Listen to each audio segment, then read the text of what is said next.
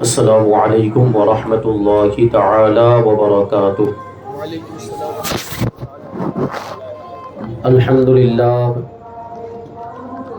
الحمد للہ رب العالمین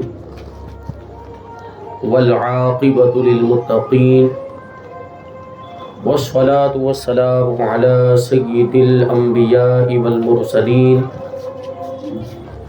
وعلى آلہ واصحابہ اجمعین، اما بعد فاعوذ باللہ من الشیطان الرجیم، بسم اللہ الرحمن الرحیم۔ قد جاءکم من اللہ نور وکتاب مبین۔ صدق اللہ مولانا العظیم وصدق رسولہ النبی الامین المتین الکریم، ونحن على ذلك لمن الشاهدين والشاكرين والذاكرين والحامدين، والحمد للہ رب العالمین۔ آئیے ہم اور آپ سب سے پہلے اپنے دستور کے مطابق حضور سرور کائنات، فخر موجودات، باعث تخلیق کائنات، احمد مجتبی محمد مصطفیٰ صلی اللہ علیہ وسلم کی بارگاہ اقدس میں درود و سلام کا ہدیہ پیش کریں اور پڑھیں اللہم صلی علی سیدنا و مولانا محمد معدن الجود والکرم وآلہ الکرام وابنہ الکریم وبارک وسلم صلاۃ و سلاما علیک یا رسول اللہ صلی اللہ تعالی علیہ وسلم۔ عزیزان ملت اسلامیہ، گزشتہ کل کے بیان میں آپ نے یہ بات سماعت کی کہ اللہ تبارک و تعالی نے سب سے پہلے ہمارے نبی کے نور کو پیدا کیا۔ جب کچھ بھی نہیں تھا، نہ آسمان تھا، نہ زمین تھی، نہ سورج تھا، نہ چاند تھا، نہ ستارے تھے، نہ جنت تھی، نہ دوزخ تھی، نہ فرشتے تھے، نہ انسان تھے، نہ جنات۔ اس وقت کچھ بھی نہیں تھا۔ اللہ تبارک و تعالیٰ نے ساری چیزوں سے پہلے ہمارے نبی کے نور کو پیدا کیا، پھر اس نور سے یہ پوری کائنات کو پیدا کیا۔ تو یہ پوری کائنات ہمارے نبی کے نور سے بنی ہے۔ یہ پوری کائنات ہمارے نبی کے نور کے صدقے میں وجود میں آئی۔ بہرحال جب اللہ تبارک و تعالیٰ نے ہمارے آقا کے نور کو پیدا کیا، اس کے بعد دوسری مخلوقات کو پیدا کیا، زمین و آسمان، پہاڑوں کو، سورج اور چاند کو پیدا کیا، اور پھر اللہ تبارک و تعالیٰ نے حضرت آدم علیہ السلام کو پیدا کیا۔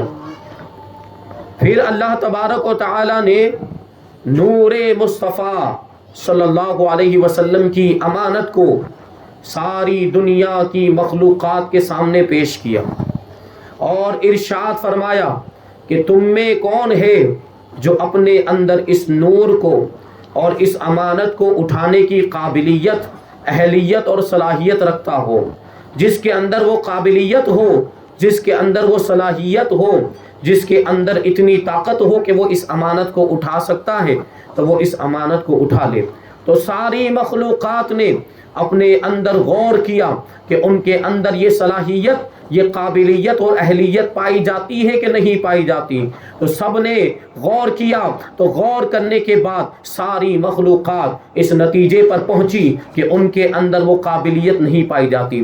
سب نے اپنے اندر اس امانت کو اٹھانے کی قابلیت نہیں پائی، اہلیت نہیں پائی اور صلاحیت نہیں پائی، تو سب نے اپنی عاجزی کا اعتراف کر لیا، سب نے اللہ کی بارگاہ میں معذرت کر لی کہ ہم اس امانت کو نہیں اٹھا سکتے، نور مصطفیٰ صلی اللہ علیہ وسلم کی ذمہ داری کو ہم نہیں اٹھا سکتے، اس کو نبھا نہیں سکتے ہیں، اس ذمہ داری کو ادا نہیں کر سکتے، لیکن اشرف المخلوقات یعنی انسان، اور انسان میں بھی کون؟ سب سے پہلے انسان یعنی حضرت آدم علیہ السلام نے اس امانت کو اٹھا لیا۔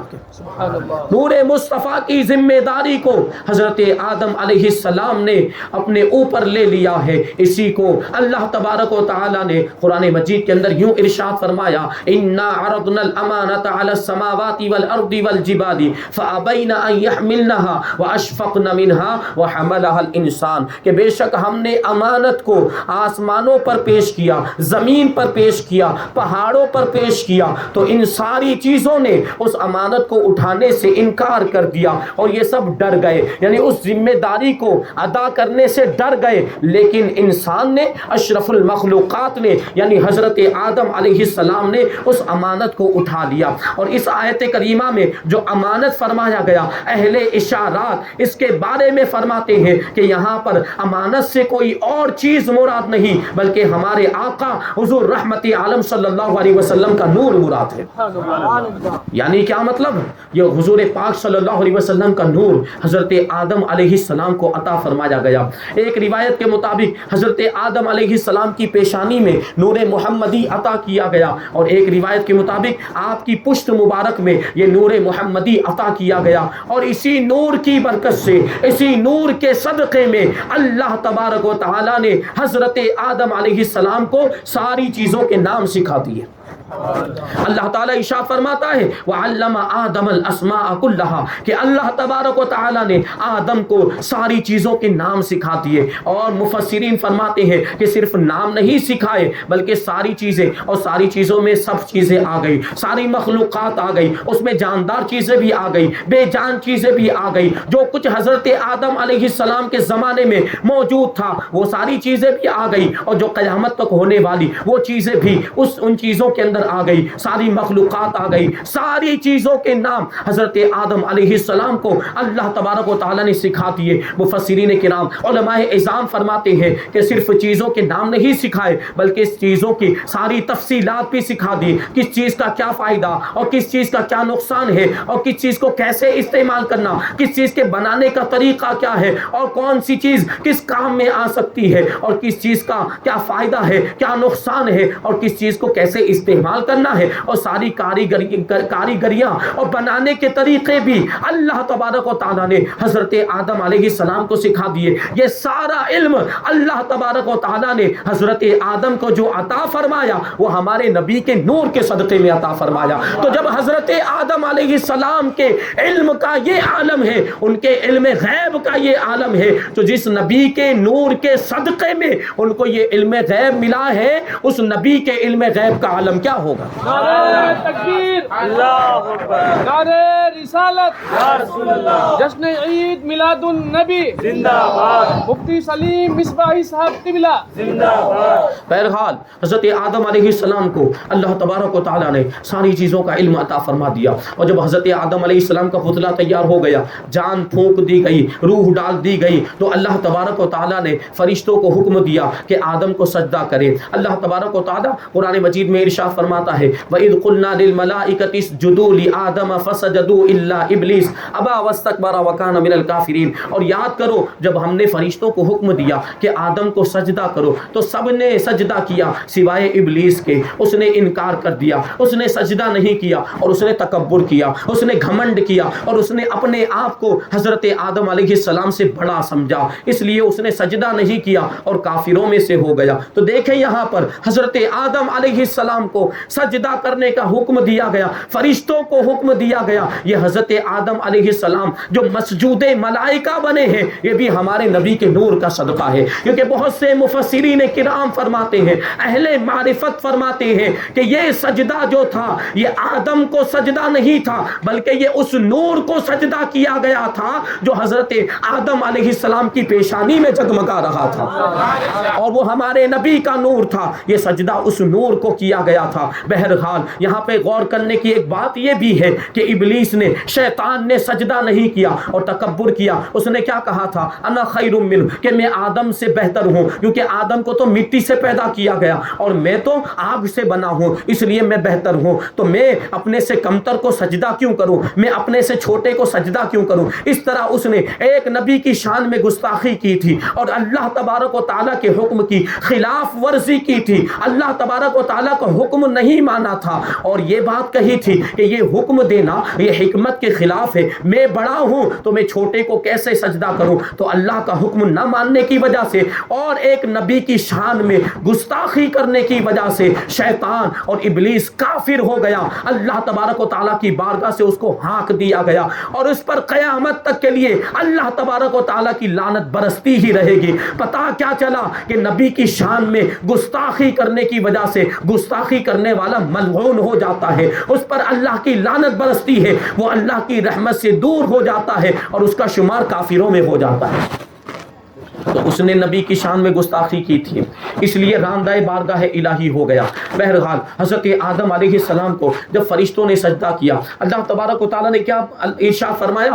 آیت کریمہ کے اندر ایک اور پوائنٹ موجود ہے، ایک اور نقطہ موجود ہے۔ کیا ارشاد فرمایا؟ وَإِذْ قُلْنَا لِلْمَلَائِكَةِ اسْجُدُوا لِآدَمَ فَسَجَدُوا إِلَّا إِبْلِيسَ، اور یاد کرو جب ہم نے فرشتوں سے کہا، جب ہم نے فرشتوں کو حکم دیا کہ آدم کو سجدہ کرو، ہم کیا ترجمہ کرتے ہیں؟ ہمارے امام نے کیا ترجمہ کیا؟ اور یاد کرو جب ہم نے فرشتوں کو حکم دیا۔ تو دیکھیں یاد کرنے کے لیے کہا جا رہا ہے، یاد کرنے کے لیے کس کو کہا جاتا ہے؟ جو واردات کے ہوتے وقت، جو واقعے کے پیش آنے کے وقت موجود ہو۔ یہ قرآن کس پر نازل ہوا؟ ہمارے نبی پر نازل ہوا، تو کس کو کہا جا رہا ہے یاد کرنے کے لیے؟ ہمارے نبی کو یاد کرنے کے لیے کہا جا رہا ہے کہ محبوب تم یاد کرو، یہ پیارے حبیب تم یاد کرو کہ جب ہم نے فرشتوں کو حکم دیا تھا، اور یاد کس سے کروایا جاتا ہے؟ جو واقعے کے پیش آنے کے وقت موجود ہو۔ ہم اور آپ آپس میں گفتگو کریں، آپ اپنے کسی دوست سے کہیں وہ یاد تو کر کہ فلاں ٹائم پر جب اپنے وہاں گئے تھے، وہ فلاں جگہ پر گئے تھے تو وہ واقعہ پیش آیا، یاد تو کر۔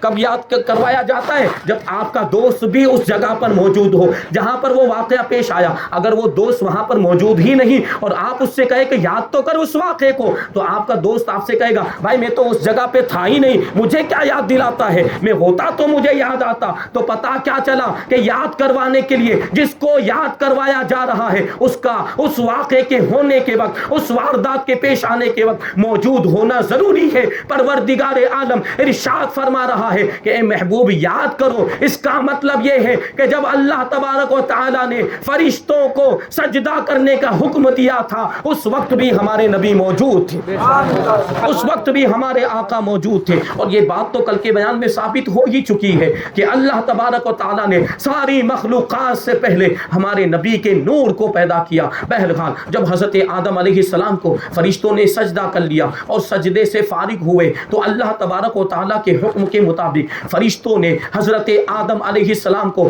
بہشتی لباس پہنایا، جنتی جوڑا پہنایا جس پر لکھا ہوا تھا لا الہ الا اللہ محمد الرسول اللہ صلی اللہ علیہ وسلم۔ پھر فرشتوں نے حضرت آدم علیہ السلام کے سر پر ایک نورانی تاج رکھا اور حضرت آدم علیہ السلام کو جنتی تخت پر بٹھایا۔ اب 70,000 فرشتے دائیں طرف، 70,000 فرشتے بائیں طرف، 70,000 فرشتے آگے اور 70,000 فرشتے پیچھے، اس شان و شوکت کے ساتھ یہ قافلہ روانہ ہوا۔ اور یہ سارے فرشتے ہزاروں کی تعداد میں، یہ فرشتے اس شان و شوکت کے ساتھ حضرت آدم علیہ السلام کو لے کر جنت میں پہنچے۔ جنت کے دروازے پر رضوان جنت، جن کو مالک جنت کہا جاتا ہے، جو جنت کے داروغہ ہیں اور وہ فرشتے ہیں، ان کا نام رضوان ہے۔ تو رضوان جنت نے اور جنت کی حوروں نے اور جنت کے غلمان نے صلاۃ و سلام پیش کرتے ہوئے حضرت آدم علیہ السلام کا استقبال کیا اور حضرت آدم علیہ السلام پر صلاۃ و سلام کی ہدیے نشاور کیے۔ یہ شان تھی حضرت آدم علیہ السلام کی، جنت میں داخلہ ہوا اس شان سے ہوا۔ اور یہ جو سارا آپ کا استقبال ہوا، یہ سارا جو اتنا شاندار بار آپ کا ویلکم کیا گیا یہ نور مصطفیٰ کے صدقے میں کیا گیا۔ روایتوں میں آیا کہ حضرت آدم علیہ السلام جب جنت میں پہنچ گئے تو اپنی پیشانی سے یہ ایک آواز سنا کرتے تھے، ایک باریک آواز سنا کرتے تھے، ایک ہلکی ہلکی آواز سنا کرتے تھے، کیونکہ نور مصطفیٰ حضرت آدم کو کہاں عطا کیا گیا تھا؟ پیشانی میں عطا کیا گیا تھا۔ تو پیشانی سے حضرت آدم علیہ السلام کی آواز آیا کرتی تھی، ہلکی ہلکی آواز آتی تھی، باریک آواز آتی تھی۔ تو ایک مرتبہ حضرت آدم علیہ السلام نے اللہ تبارک و تعالیٰ کی بارگاہ میں عرض کیا، اے پروردگار عالم یہ آواز کیسی ہے، یہ آواز کس کی ہے؟ تو اللہ تبارک و تعالیٰ نے ارشاد فرمایا یہ نور مصطفیٰ صلی اللہ علیہ وسلم کی آواز ہے، یہ میرے حبیب کے نور کی آواز ہے جو میری تسبیح کیا کرتا ہے، جو تمہاری پیشانی میں عطا کیا گیا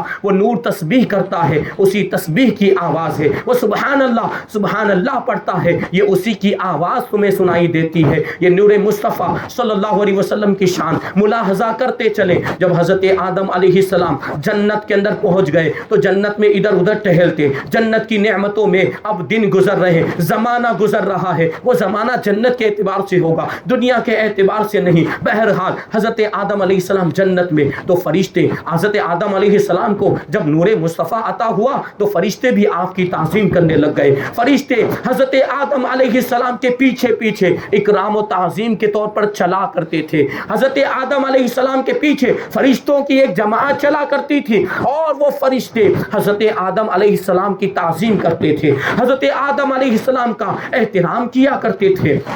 ایک مرتبہ حضرت آدم علیہ السلام نے اللہ کی بارگاہ میں عرض کیا، اے پروردگار عالم یہ میری اتنی زیادہ تعظیم یہ کس وجہ سے ہے، اس کا سبب کیا ہے، یہ فرشتے میری اتنی زیادہ تعظیم کیوں کرتے ہیں؟ تو اللہ تبارک و تعالیٰ نے ارشاد فرمایا کہ نور محمدی جو تمہاری پیشانی میں جلوہ گر ہے، فرشتے اسی نور کی وجہ سے تمہاری تعظیم کرتے ہیں۔ یعنی پتہ کیا چلا کہ فرشتے جو تعظیم کرتے ہیں وہ حقیقت میں حضرت آدم علیہ السلام کی تعظیم نہیں تھی بلکہ ہمارے آقا کے نور کی تعظیم۔ فرشتے حضرت آدم علیہ السلام کی پیشانی میں جلوہ گر نور محمدی صلی اللہ علیہ وسلم کی تعظیم کیا کرتے تھے۔ جب حضرت آدم علیہ السلام کو یہ پتا چلا تو اللہ تبارک و تعالیٰ کی بارگاہ میں عرض کیا، اے پروردگار عالم اس نور کو کسی ایسے عضو کے اندر عطا فرما کہ میں بھی اس کا دیدار کر سکوں، کیونکہ پیشانی میں مثال کے طور پر ہماری آپ کی پیشانی پر کوئی چیز لگی ہو تو ہمیں نظر نہیں آئے گی۔ تو حضرت آدم علیہ السلام نے کہا کہ نور مصطفیٰ میری پیشانی میں ہے اس لیے میں اس کا دیدار نہیں کر سکتا، اے پروردگار کسی ایسے عضو میں عطا فرما، جسم کے کسی ایسے حصے میں عطا فرما کہ میں بھی اس کا دیدار کر سکوں اور میرا دل بھی مسرور ہو جائے، میرے دل کو بھی سکون ملے، میرے دل کو بھی چین مل جائے، اطمینان کی دولت نصیب ہو جائے۔ تو اللہ تبارک و تعالیٰ نے حضرت آدم علیہ السلام کی درخواست کے مطابق حضور پاک صلی اللہ علیہ وسلم کے نور کو ان کی پیشانی سے منتقل کر کے شہادت کی انگلی کے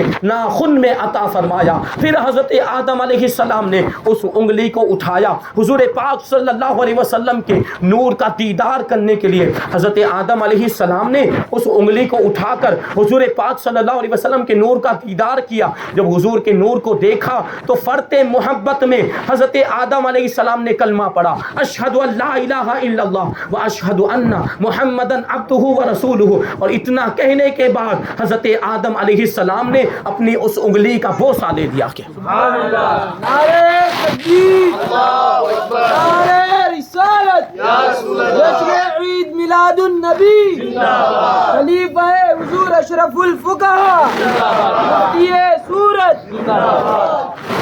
اس انگلی کا بوسہ لے لیا تو حضور پاک صلی اللہ علیہ وسلم کا نام پاک جب آتا ہے، اذان کے اندر آئے یا کسی اور موقع پر آئے تو سنی اپنے انگوٹھوں کو چوم لیا کرتے ہیں۔ یہ حضرت آدم علیہ السلام کی سنت ہے۔ حضرت آدم، یہ تفسیر نصفی کے اندر یہ واقعہ بیان کیا گیا، بڑی معتبر کتاب ہے۔ حضرت آدم علیہ السلام کی انگلی مبارک کے اندر، شہادت کی انگلی کے اندر، یہ جو انگلی ہوتی ہے اس کو شہادت کی انگلی کہا جاتا ہے، اور اس کو شہادت کی انگلی بھی اسی وجہ سے کہا جاتا جاتا ہے کہ حضرت آدم علیہ السلام نے جب حضور کے نور کو دیکھا تھا تو کلمہ شہادت پڑھا تھا، اس وجہ سے اس کو شہادت کی انگلی کہا جاتا ہے۔ اور دوسری بات یہ ہے کہ حضور پاک صلی اللہ علیہ وسلم کے نور کو دیکھ کر حضرت آدم علیہ السلام نے اپنی اس انگلی کا بوسہ لیا تھا، تو حضور کا نام مبارک سن کر اور حضور کا نام مبارک جب پڑھ رہے ہو اور نام آئے حضور پاک صلی اللہ علیہ وسلم کا ذاتی نام یعنی محمد صلی اللہ علیہ وسلم، جب یہ نام آئے تو ہم انگوٹھے چوم لیا کرتے ہیں، انگوٹھے چوم کر اس کو آنکھوں سے لگا لیا کرتے ہیں۔ یہ حضرت آدم علیہ السلام کی سنت ہے، لیکن جو حضرت آدم علیہ السلام کی فرما بردار اولاد ہوگی تو وہ ان کی سنت پر عمل کرے گی، اور جو نافرمان اولاد ہے وہ عمل نہ کرے، ہمیں ان سے کیا لینا دینا؟ ہم تو الحمدللہ حضرت آدم علیہ السلام کی فرما بردار اولاد ہیں تو ان کی سنت پر عمل کرتے ہیں۔ ہمارے نبی کا جب نام آتا ہے تو ہم انگوٹھے چوم کر آنکھوں سے لگا لیا کرتے ہیں۔ اور یہ علماء نے بھی لکھا ہے، بزرگان دین کا بھی طریقہ رہا ہے۔ ابھی اس پر گفتگو کی جائے لمبی بات ہو جائے گی۔ حضرت ابوبکر صدیق رضی اللہ تعالیٰ عنہ نے بھی حضور کے نام پر اپنے انگوٹھوں کو چوم کر آنکھوں سے لگایا۔ بہرحال فتاوی شامی کی ایک عبارت پڑھوں گا، فتاوی شامی جس کو رد المحتار بھی کہا جاتا ہے، یہ ان کے مدرسوں میں بھی موجود ہے، ہمارے مخالفین کے مدرسوں میں بھی موجود، جو انگوٹھے چومنے کو بدعت کہتے ہیں، جو انگوٹھے چومنے کو ناجائز اور گناہ کہتے ہیں۔ فتاوی شامی ان کی لائبریریوں کے اندر بھی موجود، ان کے دارالعلوم کے اندر بھی موجود، اور جب یہ فتویٰ لکھتے ہیں تو کہیں نہ کہیں اس کی عبارت بھی آتی ہے، کہیں نہ کہیں اس کا حوالہ بھی آتا ہے۔ آج بھی آپ فتاوی دارالعلوم دیوبند دیکھ لیں تو اس میں ہزاروں فتاوے ایسے ہیں جس میں فتاوی شامی کے حوالے ملیں گے۔ یہی فتاوی شامی علامہ ابن عابدین شامی فرماتے ہیں، یستحب ان یقال عند سماع الاولى من الشہادۃ صلی اللہ علیہ یا رسول اللہ وعند الثانیہ منها قرۃ عینی بک یا رسول اللہ ثم يقول اللهم متعني بالسمع والبصر بعد وضع ظفر الابهامين على العينين۔ کیا فرماتے ہیں کہ جب شہادتین میں سے پہلی مرتبہ اشہد ان لا الہ اشہد ان محمد رسول اللہ آئے، اذان کے اندر جب اشہد ان محمد رسول اللہ آئے تو کیا کرنا چاہیے؟ اس وقت پڑھنا چاہیے صلی اللہ علیہ یا رسول اللہ۔ اور جب دوسری مرتبہ اذان میں آئے اشہد ان محمد رسول اللہ تو کیا پڑھنا چاہیے؟ قرۃ عینی بک یا رسول اللہ پڑھنا چاہیے، اور اللہم متعنی بالسمع والبصر پڑھنا چاہیے، اور اپنے دونوں انگوٹھوں کے ناخنوں کو چوم کر اپنی آنکھوں پہ رکھ لینا چاہیے، کیونکہ جو یہ کرے گا اس کے بارے میں فرماتے ہیں فإنه علیہ السلام یکون قائدا له الى الجنۃ۔ جو ایسا کرے گا، ظاہر سی بات ایسا کوئی کیوں کرے گا؟ حضور کی محبت میں تو کرے گا، حضور کے نام سے اس کو الفت ہے، حضور کے نام سے اس کو محبت ہے، اسی وجہ سے تو انگوٹھے چوم کر آنکھوں سے لگا رہا ہے۔ تو اس کا کیا مطلب کہ وہ حضور کا چاہنے والا ہے۔ تو فرماتے ہیں کہ جو ایسا عمل کرے گا اللہ کے رسول صلی اللہ علیہ وسلم اسے اپنے ساتھ جنت میں لے کر جائے۔ تو یہ علامہ شامی نے لکھا ہے، انگوٹھے چومنے کی بات اس کے اندر بھی موجود۔ بہرحال حضرت آدم علیہ السلام جنت میں، اب جنت میں اکیلے انسان، دوسرا کوئی انسان نہیں، حضرت آدم علیہ السلام کا کوئی ہم جنس موجود نہیں، اور انسان کی فطرت ایسی کہ انسان اکیلا نہیں رہ سکتا۔ انسان تنہا ہو تو تنہائی میں اس کو گھبراہٹ محسوس ہوتی ہے، تنہائی کی وحشت اس کو ستانے لگتی ہے، انسان تنہا نہیں رہ سکتا۔ یہ سو آج کی سائنس نے بھی تجربہ کر کے دیکھ لیا کہ انسان کو تنہا رکھا جائے تو وہ پاگل ہو جائے گا، اور انہوں نے ریسرچ کیا، ایک انسان کو ایک کمرے کے اندر بند کر دیا اور ساری سہولتیں وہاں پر فراہم کر دی، ہوا کے آنے جانے کا انتظام کر دیا، وہاں پہ پنکھے اے سی وغیرہ سب کچھ لگا دیا، کھانے پینے کا بھی انتظام کر دیا، روزانہ 3 ٹائم اس کو کھانا پہنچا دیا جاتا تھا، اور گندگی وغیرہ خارج کرنے کا بھی پورا انتظام، اور وہاں سے اس گندگی کو بھی باہر کر دیا جاتا تھا، لیکن وہ اس کمرے میں رہا۔ ایک عرصہ گزرنے کے بعد اگرچہ ساری سہولتیں مہیا تھیں، ساری فیسلٹیز وہاں پر موجود تھی، لیکن اس کے باوجود ایک زمانہ گزرنے کے بعد خود بخود وہ پاگل ہو گیا اور اس کی دماغی حالت خراب ہو گئی۔ اس کا مطلب کیا ہوا کہ انسان اکیلا نہیں رہ سکتا، انسان کی فطرت ہی ایسی ہے کہ اللہ تبارک و تعالیٰ نے اس کو معاشرے میں رہنے کے لیے لیے بنایا, لوگوں کے ساتھ رہنے کے لیے بنایا. بہرحال حضرت آدم علیہ السلام کو بھی تنہائی کی وحشت محسوس ہونے لگ گئی. تو اللہ تبارک و تعالیٰ کی بارگاہ میں حضرت آدم علیہ السلام نے عرض کیا, اے پروردگار عالم, میں اکیلا ہوں, میرا ہم جنس کوئی نہیں ہے, دوسرا کوئی انسان نہیں ہے, دوسرے کسی ایسے شخص کو پیدا کر دے جس سے میں انسیت حاصل کروں اور یہ میری گھبراہٹ اور تنہائی کی وحشت دور ہو جائے. بہرحال اللہ تبارک و تعالیٰ نے حضرت آدم علیہ السلام پر نیند غالب فرما دی. حضرت آدم علیہ السلام سو گئے تو اللہ تبارک و تعالیٰ نے حضرت آدم علیہ السلام کی بائیں پسلی سے حضرت حوا رضی اللہ تعالی عنہا کو پیدا کیا. حضرت آدم علیہ السلام بیدار ہوئے تو حضرت حوا رضی اللہ تعالی عنہا کو دیکھا, بہت خوش ہو گئے. لیکن حضرت حوا رضی اللہ تعالی عنہا کو جب حضرت آدم علیہ السلام نے چھونا چاہا, جب ہاتھ لگانا چاہا, تو فرشتوں نے اللہ تبارک و تعالیٰ کے حکم سے حضرت آدم علیہ السلام کو روک دیا اور فرشتوں نے کہا کہ جب تک نکاح نہیں ہو جاتا اور جب تک آپ مہر نہیں ادا کر دیتے آپ حوا کو چھو نہیں سکتے, آپ حوا میں تصرف نہیں کر سکتے, حوا کو ہاتھ نہیں لگا سکتے. تو حضرت آدم علیہ السلام نے پوچھا تھا کہ حوا کا مہر کیا ہے, تو فرشتوں نے کہا تھا کہ 3 مرتبہ, اور ایک روایت کے مطابق ہے کہ 20 مرتبہ محمد الرسول اللہ صلی اللہ علیہ وسلم پر درود پڑھے, یہی آپ کا مہر ہے. چنانچہ حضرت آدم علیہ السلام نے 3 مرتبہ اور با اختلاف روایت 20 مرتبہ حضور پاک صلی اللہ علیہ وسلم پر درود پڑھا, اور اللہ تبارک و تعالیٰ نے خود نکاح کا خطبہ ارشاد فرمایا, اور اس طریقے سے حضرت آدم علیہ السلام کا حضرت حوا رضی اللہ تعالیٰ عنہا سے نکاح ہو گیا. تو پتہ کیا چلا کہ حضرت آدم اور حضرت حوا کا جو نکاح ہوا ہے وہ بھی ہمارے نبی پر درود پڑھنے کے صدقے میں ہوا ہے. بہرحال یہاں ایک مسئلہ بھی یاد رکھیں کہ ابھی آپ نے سنا کہ حضرت آدم علیہ السلام نے درود پڑھا اور اسی درود کو آپ کے نکاح کا مہر بنا دیا گیا.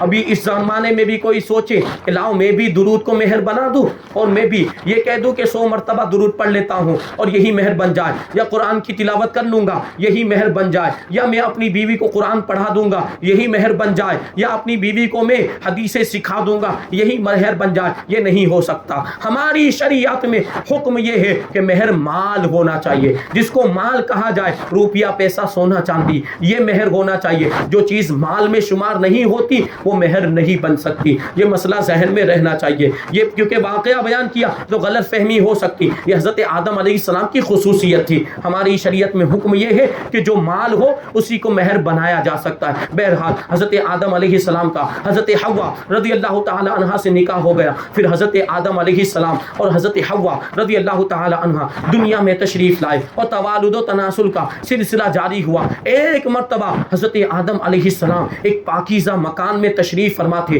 کہ اچانک عالم غیب سے ایک صاف و شفاف نہر جاری ہو گئی. ان کے سامنے ایک صاف و شفاف نہر جاری ہو گئی, اور یہ بہت بڑی نہر تھی جو جنت سے ظاہر ہوئی تھی, جو جنت سے جاری ہوئی تھی.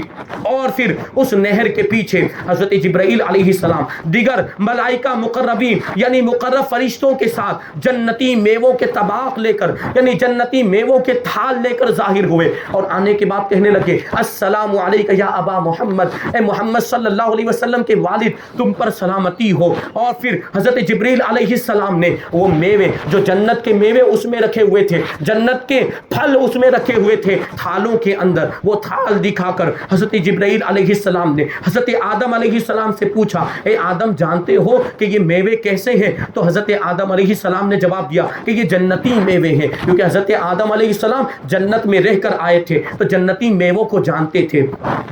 اس کے بعد حضرت جبرائیل امین علیہ السلام نے ارشاد فرمایا اے آدم ان میووں کو پہلے کھاؤ, اور پھر یہ جو جنت کی نہر جاری کی گئی ہے اس جنت کی نہر میں تم غسل کرو, اور غسل کرنے کے بعد حوا رضی اللہ تعالی عنہا کے ساتھ صحبت کرو, کیونکہ آج نور مصطفیٰ صلی اللہ علیہ وسلم تمہاری پیشانی سے حضرت حوا رضی اللہ تعالی عنہا کی طرف منتقل ہونے والا ہے. چنانچہ حضرت آدم علیہ السلام نے جنتی میوے تناول تناول فرمائے اور جنتی نہر کے اندر اس کے صاف و شفاف پانی میں غسل کیا اور پھر حضرت حوا رضی اللہ تعالی عنہا سے صحبت فرمائی تو نور مصطفیٰ جو حضرت آدم علیہ السلام کی پیشانی میں عطا کیا گیا تھا وہ نور مصطفیٰ حضرت حوا رضی اللہ تعالی عنہا کی طرف منتقل ہو گیا. حضرت حوا رضی اللہ تعالی عنہا حاملہ ہو گئی اور فرمایا جاتا ہے روایتوں میں آیا کہ مدت حمل یعنی جتنے دنوں تک حضرت حوا رضی اللہ تعالی عنہا حاملہ رہی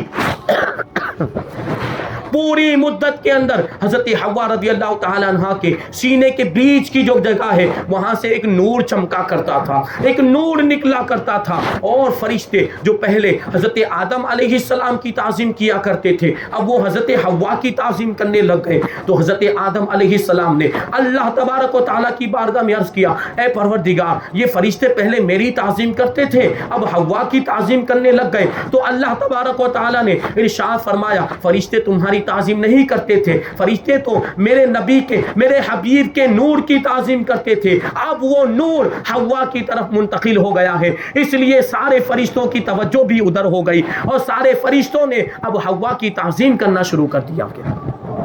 بہرحال حضرت حوا رضی اللہ تعالی عنہا حاملہ ہو گئی اور جب حمل کی مدت مکمل ہوئی اور وضع حمل کا وقت آیا, بچہ پیدا ہونے کا وقت آیا تو حضرت شیس علیہ السلام تنے تنہا پیدا ہوئے, اکیلے پیدا ہوئے. جبکہ اس سے پہلے کا معمول یہ تھا کہ ایک حمل میں 2 بچے پیدا ہوتے تھے, ایک لڑکا اور ایک لڑکی. حضرت آدم علیہ السلام اور حضرت حوا رضی اللہ تعالی عنہ یہ دونوں اکیلے ماں باپ تھے اور ان کی بہت زیادہ اولاد, تو ان کی شریعت میں حکم یہ تھا کہ ایک حمل میں 2 بچے پیدا ہوتے تھے, ایک لڑکا پیدا ہوتا اور ایک لڑکی پیدا ہوتی اور دوسرے حمل میں بھی پھر اسی طرح سے ایک لڑکا اور ایک لڑکی پیدا ہوتی. تو ان کا نکاح اس طرح کیا جاتا کہ پہلے حمل میں جو لڑکا ہوتا اس کا نکاح دوسرے حمل میں جو لڑکی ہوتی اس کے ساتھ کر دیا جاتا اور پہلے حمل میں جو لڑکی ہوتی اس کا نکاح دوسرے حمل والے لڑکے سے کر دیا جاتا تھا. یہی طریقہ تھا اور یہی معمول تھا, ایک عرصے تک یہی طریقہ چلا آ رہا تھا. اسی معمول کے مطابق 2 بچے پیدا ہوتے تھے. لیکن جب حضرت شیس علیہ السلام پیدا ہوئے تو تنے تنہا پیدا ہوئے, آپ کے ساتھ کوئی لڑکی پیدا نہیں ہوئی کیونکہ نور مصطفیٰ یہ حضرت حوا سے حضرت شیس علیہ السلام کو عطا ہونے والا تھا. تو اللہ تبارک و تعالیٰ کی قدرت نے یہ بھی گوارا نہ کیا کہ وہ حمل جس میں نور مصطفیٰ جلوہ گر ہے اس میں کوئی اور بچہ بھی آ جائے, اور اللہ کی قدرت نے یہ بھی گوارا نہ کیا کہ میرے حبیب کے نور میں کوئی دوسرا شریک ہو جائے, کیونکہ اگر بیٹی ہوتی حضرت شیس کے ساتھ تو اس کو بھی نور کا حصہ مل جاتا. یہ نور تو حضرت شیس علیہ السلام کے نصیب میں لکھا ہوا تھا. چنانچہ جب حضرت شیس علیہ السلام پیدا ہوئے تو تنے تنہا پیدا ہوئے, آپ کے ساتھ ایک حمل کے اندر دوسرا کوئی بچہ نہیں تھا. حضرت شیس علیہ السلام کی شان یہ ہے کہ حضرت شیس علیہ السلام حضرت آدم علیہ السلام کی اولاد میں سب سے زیادہ خوبصورت, نیک سیرت اور جامع کمالات تھے. اللہ تبارک و تعالیٰ نے نور مصطفیٰ کے صدقے میں آپ کو بہت ساری خوبیاں عطا فرمائی تھی, بہت سارے کمالات عطا فرمائے تھے. اور حضرت شیس علیہ السلام جب حد بلوغ کو پہنچ گئے, جب بالغ ہو گئے تو آپ سے نور مصطفیٰ صلی اللہ علیہ وسلم کی حفاظت کا وعدہ لیا گیا اور باقاعدہ ایک عہد نامہ لکھوایا گیا, ایک ایگریمنٹ لکھوایا گیا اور اس میں یہ لکھوایا گیا کہ آپ ضرور بھی ضرور نور مصطفیٰ صلی اللہ علیہ وسلم کی حفاظت کریں گے اور نور مصطفیٰ کو پاکیزہ صلبوں میں اور پاکیزہ رحموں میں جائز طریقے سے پہنچائیں گے. صلب مانے ہوتا ہے پشت اور رحم مانے ہوتا ہے شکم, یعنی جہاں پر بچہ رہتا ہے. حضرت شیس علیہ السلام سے یہ وعدہ لیا گیا کہ آپ یہ وعدہ کیجئے کہ نور مصطفیٰ کو پاکیزہ صلبوں میں اور پاکیزہ رحموں میں جائز طریقے سے پہنچائیں گے اور اپنی اولاد کو بھی یہ تاکید کریں گے کہ وہ بھی اس نور کی حفاظت کریں. اور یہ عہد نامہ آپ اپنی اولاد کو بھی نسلاً بعد نسل پہنچاتے رہیں اور ان کو یہ وصیت کریں کہ وہ اس پر عمل کرتے رہیں. چنانچہ یہ عہد نامہ نور مصطفیٰ صلی اللہ علیہ وسلم کی حفاظت کا حضرت شیس علیہ السلام سے لے کر حضرت عبداللہ حضور پاک صلی اللہ علیہ وسلم کے والد ماجد قریب تک، نسلاً بعد نسل، بطناً بعد بطن، زمانہ در زمانہ ہوتا ہوتا حضرت عبداللہ تک پہنچا. اور یہ سارے حضور پاک صلی اللہ علیہ وسلم کے آبا و اجداد اور حضور پاک صلی اللہ علیہ وسلم کی مقدس مائیں جن کے شکم میں حضور پاک صلی اللہ علیہ وسلم کا نور رہا، سب اس نور کی حفاظت کرتے رہے اور سب اس عہد نامے پر عمل کرتے رہے. اور یہ جتنے بھی حضور پاک صلی اللہ علیہ وسلم کے آبا و اجداد ہوئے، ان کو پاکیزہ، ان کی صلبوں کو پاکیزہ صلبے کہا گیا. اور حضور کی جتنی بھی مائیں جن کے پیٹ میں حضور کا نور رہا، ان کے رحم کو پاکیزہ رحم کہا گیا. اس کا مطلب یہ ہے کہ یہ سارے کے سارے مومن تھے. انہوں نے کبھی بھی شرک نہیں کیا تھا، انہوں نے کبھی بھی کفر نہیں کیا. یہ توحید پرست تھے، یہ موحد تھے. اور اللہ تبارک و تعالی نے اپنے حبیب کے لیے یہ انتظام فرمایا کہ حضور پاک صلی اللہ علیہ وسلم کا نسب مبارک حضرت آدم علیہ السلام سے لے کر حضرت عبداللہ رضی اللہ تعالیٰ عنہ تک زمانے جاہلیت کی گندگیوں سے اور زمانے جاہلیت کے کفر و شرک سے اللہ تبارک و تعالیٰ نے آپ کے نسب کو محفوظ فرما دیا. نعرے تکبیر، نعرے رسالت، نعرے رسالت، جشن عید میلاد النبی، خلیفہ حضور اشرف الفقہاء، مفتی اعظم سورت، مفتی سلیم مصباحی صاحب قبلہ. حدیث پاک کے اندر آیا لم یزل اللہ ینقلنی من الاصلاب الطاہرات من الاصلاب الطیبۃ الی الارحام الطاہرۃ. یعنی اللہ تبارک و تعالی مجھے پاکیزہ صلبوں سے، پاکیزہ پشتوں سے، پاکیزہ رحموں کی طرف منتقل کرتا رہا. مطلب کیا ہوا کہ اللہ کے حبیب صلی اللہ علیہ وسلم کا نور جن جن لوگوں کی پشتوں میں رہا، جن جن مردوں کی پشتوں میں رہا اور جن جن عورتوں کے رحموں میں رہا، وہ سب پاکیزہ تھے اور وہ سب صاف ستھرے تھے. اس کا مطلب یہ ہے کہ انہوں نے کبھی بھی شرک نہیں کیا، کیونکہ شرک یہ سب سے بڑی گندگی ہے. شرک کرنا اور کفر کرنا یہ سب سے بڑی ناپاکی ہے. اور حضور پاک صلی اللہ علیہ وسلم کے آبا و اجداد شرک سے بھی پاک رہے اور زنا کی گندگی سے بھی پاک رہے. اس لیے کہ اللہ تبارک و تعالی ارشاد فرماتا ہے انما المشرکون نجس، کہ مشرکین یہ ناپاک ہیں.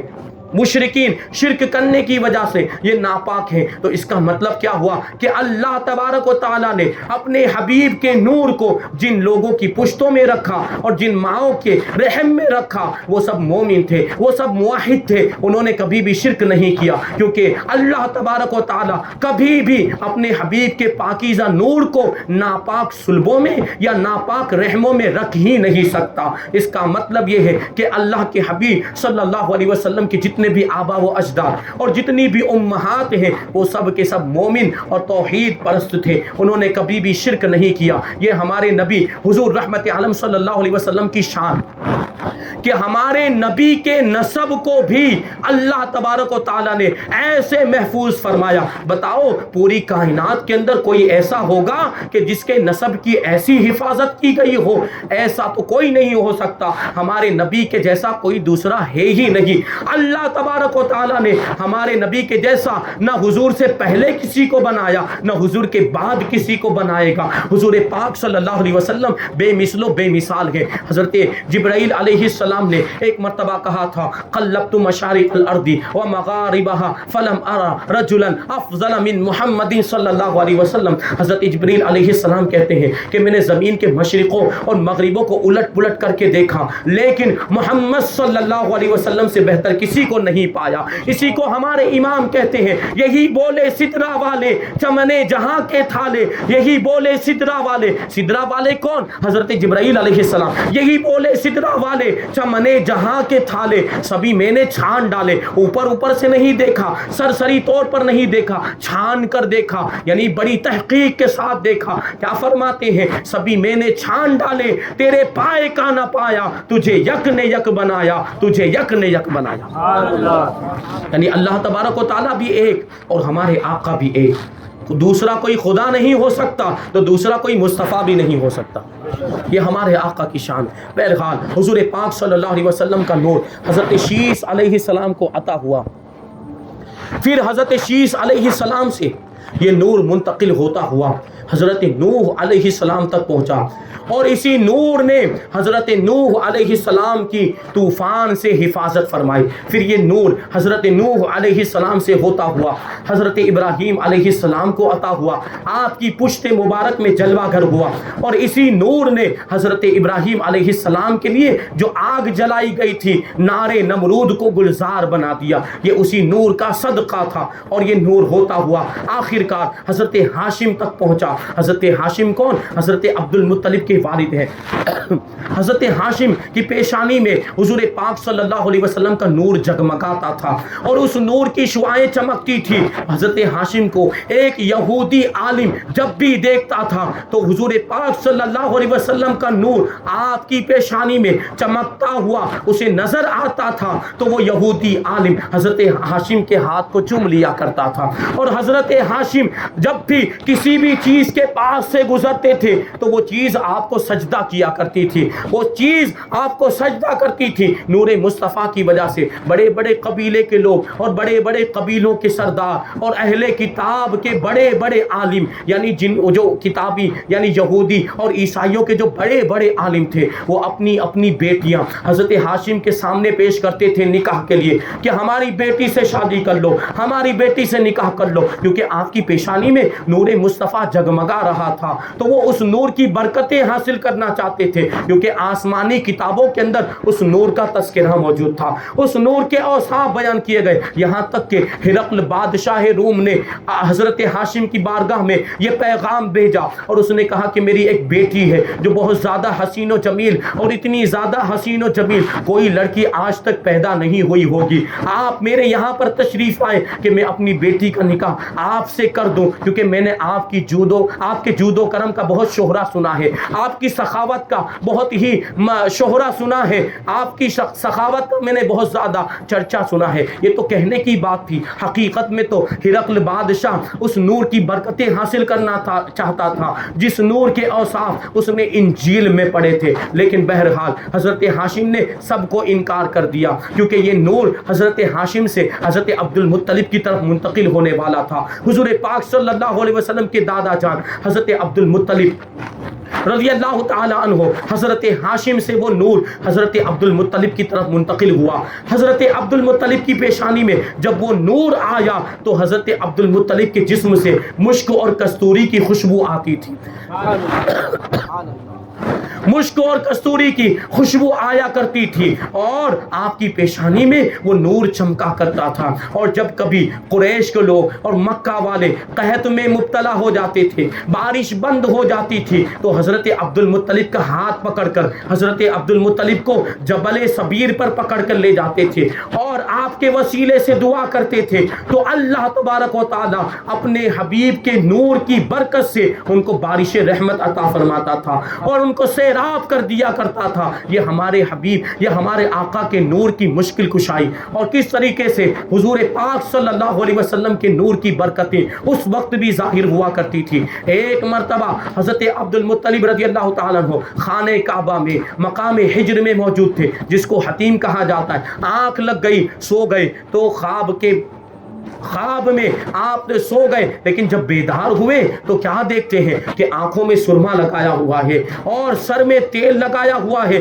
اور بہت ہی خوبصورت اور قیمتی لباس کوئی پہنا کر چلا گیا۔ حضرت عبد المطلب جب جاگے، جب بیدار ہوئے تو آنکھوں میں سرما لگا ہوا دیکھا، سر میں تیل لگا ہوا دیکھا، اور قیمتی لباس پہنا ہوا دیکھا۔ گھبرا گئے، بات سمجھ میں نہیں آ رہی تھی کہ یہ سب کس نے کیا۔ تو حضرت عبد المطلب رضی اللہ تعالیٰ عنہ کاہنوں کے پاس گئے، تعبیر بتانے والوں کے پاس گئے، یعنی حضرت عبد المطلب کے والد کاہنوں کے پاس آپ کو لے کر گئے، تو کاہنوں نے تعبیر بتائی کہ اللہ تبارک و تعالیٰ کی طرف سے حکم ہوا ہے کہ عبد المطلب کا نکاح کر دیا جائے۔ چنانچہ حضرت عبد المطلب کا نکاح کر دیا گیا۔ یہ حضرت عبد المطلب رضی اللہ تعالی عنہ ہے، کیسی شان اللہ تبارک و تعالیٰ نے آپ کو عطا فرمائی۔